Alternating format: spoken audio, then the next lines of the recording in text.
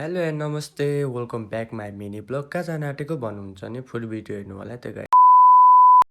आज चाहिँ म जाँदैछु इलाम टु झापा है केही समयको लागि म काठमाडौँ जाँदैछु घर छोडेर देख्न सक्नुहुन्छ है त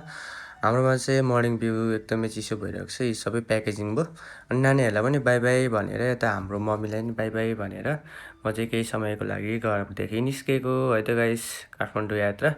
म चाहिँ एकतापा हुँदै मङ्गलाबारीको रोड निस्केँ है त मौसम पनि एकदमै राम्रो भइरहेको थियो यात्रा जति कठिन भए पनि एकदमै सहज बनाएर गइरहेको थिएँ है त देख्न सक्नुहुन्छ मङ्गलाबारीदेखि नेपालटार जाने बाटोको हालत चाहिँ यस्तो भइरहेको छ अनि म पुगेँ ट्याक्कै नेपालटार बजार देख्न सक्नुहुन्छ यो चाहिँ नेपालटार बजार हुँदै म पुगेँ इलाम बजार देख्न सक्नुहुन्छ एकदमै पिसफुल वेदर अनि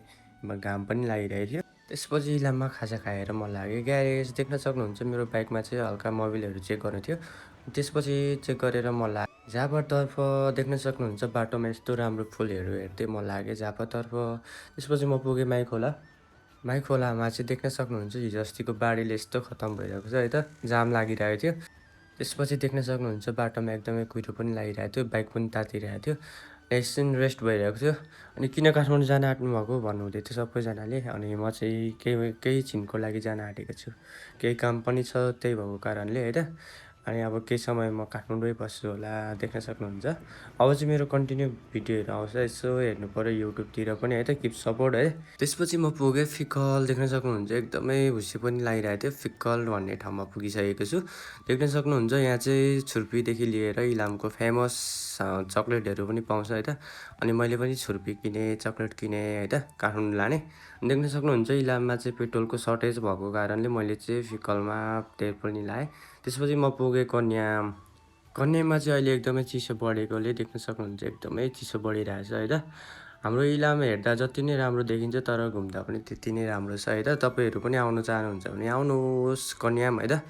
एकदमै भिड भइरहेको थियो कन्याममा चाहिँ एकदमै पिसफुल पनि भइरहेको थियो देख्न सक्नुहुन्छ म चाहिँ एकछिन बसेँ कन्याममा अनि यता चाहिँ हाम्रो अनु दिदीलाई भेटाएको थिएँ कसले चिन्नुहुन्छ उहाँलाई है त के यसो कमेन्ट गर्नु होला है त गाइस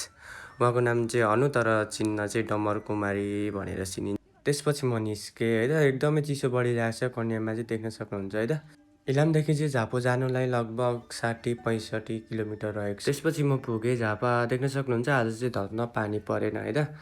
दिनले साथ दिइरहेको छ है त त्यसपछि म पुगेँ भाइरल ठाउँ है त यो चाहिँ कसलाई थाहा छ कमेन्ट गर्नु होला है त गाइस यहाँ चाहिँ एकदमै भिड भइरहेको थियो अनि म पनि एकछिन हेरेको एकदमै टिकटक भिडियो सिडियो गइरहेको थियो त्यसपछि म पुगेँ चाराली देख्न सक्नुहुन्छ चाराली पनि भिड है यता बाटो बनिरहेछ आजको लागि मिनी भ्लग चाहिँ यति नै गाइस बाई बाई कन्टिन्यू आउँछ है त